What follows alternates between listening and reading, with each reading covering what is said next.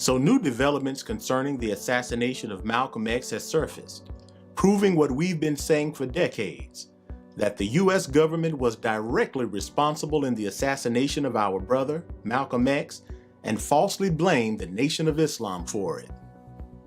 Potentially explosive new information involving the assassination of civil rights activist Malcolm X 50 years ago today.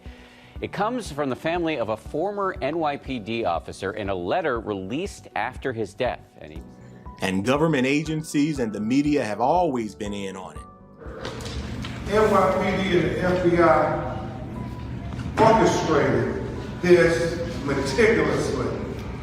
Malcolm X's family, along with civil rights attorney Ben Crump, held an official press conference, bringing forth the deathbed confession of another less-known government informant, Raymond Wood. It was Wood who was the second mysterious assailant in Malcolm's assassination that police took away from the crime scene of the Jewish-operated Audubon Ballroom. Wood, like Gene Roberts and others, were government informants sent to infiltrate Malcolm's newly formed organizations. Even worse, they became some of Malcolm's top security personnel. So while Malcolm lashed out his anger toward his teacher and the Muslims, he was unaware that his personal security were government agents working against him the whole time. I wanted you to know that my house was bombed. It was bombed by the black Muslim movement upon the orders of Elijah Muhammad. And I say that because of this. The police know the criminal operation of the black Muslim movement because they have thoroughly infiltrated. My name is Gene Roberts, and I was assigned by the New York City Police Department to infiltrate Malcolm's organization.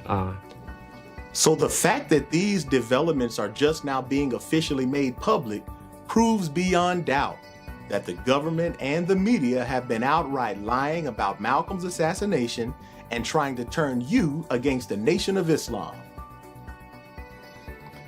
And unfortunately, many of our people fell for the enemy's propaganda. Hell, even Malcolm fell victim to it.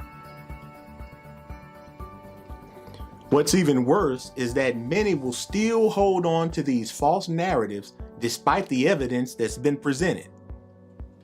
This letter details the FBI, and the NYPD's involvement in the assassination of Malcolm X. In truth, the Honorable Minister Louis Farrakhan and the Nation of Islam have already been proving these things for several years, but many chose to disregard the truth so they can believe our enemies' narratives. Where there are two or three gathered together in my name, there I am also in the midst of you. Well, the FBI say the same thing.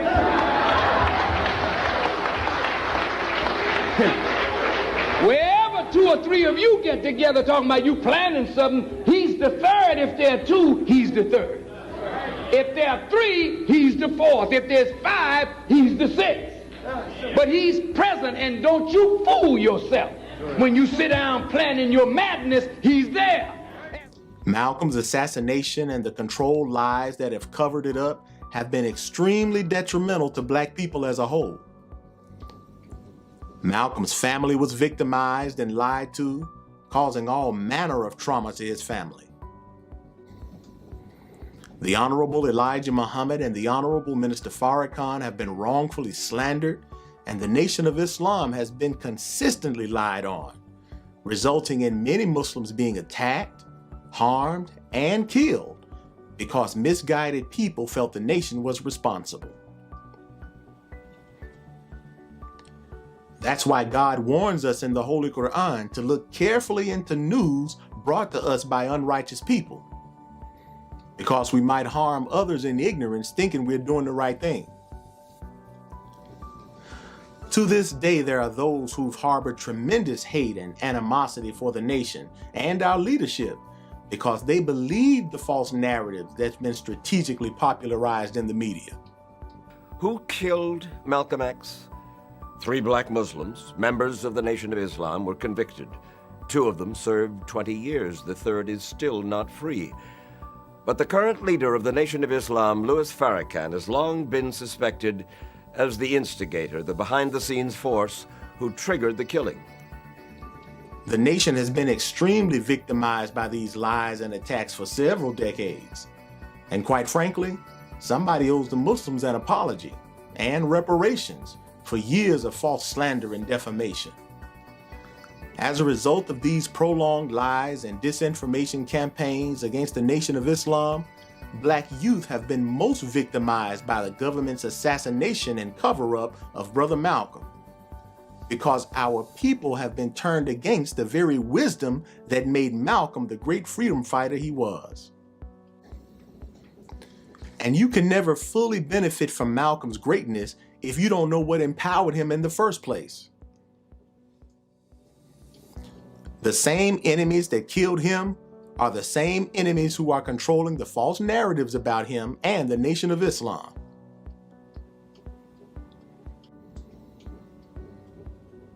See, if we continue ignoring the real enemies behind Malcolm's demise, then we'll continue falling for the same tricks. That's why it's important to note that the Anti-Defamation League was advising the FBI and law enforcement agencies during the time they were devising Malcolm's assassination. This is a fact. And this is extremely important information that none of the so-called researchers have been bold enough to cite, except for those in the Nation of Islam. Look, it is outright negligent to disregard the fact that Jewish groups who characterized Malcolm as the leading Black anti-Semite were the same ones advising the government agencies that plotted his death. That's not just something you just overlook. And since the Nation of Islam has consistently pinpointed who the real Satan is, they've always wanted to turn you against those of us who are unafraid to expose and challenge these real satanic powers. That's why they hated Malcolm then, and that's why they hate Minister Farrakhan now. Now, when the Honorable Elijah Muhammad comes along and begins to list the historic deed, the historic attitude, the historic behavior of the white man in this country toward the Black people in this country, again, the white people are so guilty that they can't stop doing these things to make Mr. Muhammad appear wrong, so they hide their wrong by saying that he is teaching hatred. History is not hatred. That's the reason the U.S. government orchestrated Brother Malcolm's assassination, lied about it, and tried to blame the nation. It's all to turn you against the very source of Malcolm's greatness, the teachings of the most honorable Elijah Muhammad. This new evidence of Malcolm's assassination confirms what the Nation of Islam had already been proving for decades. But let's see how the enemy and their trolls handle these developments. Malcolm X was not killed by the FOI. Malcolm X was killed by the FBI. Ooh, that's who killed Malcolm X. I know. Will they admit that the Nation of Islam has been telling the truth all these years? And will they admit that all those movies and news segments and articles and narratives they've been circulating are based in lies? Now keep in mind that our enemies have made billions of dollars and have maintained their power status by keeping people ignorant to the truth. So we'd be foolish to expect the devil to suddenly do what's right. Rather, we'd be wise to study the truth that the nation offers, especially if you sincerely love Malcolm and want true justice for his family and our people. Oh, stay connected with us as we continue to show and prove how the research verifies the revelation.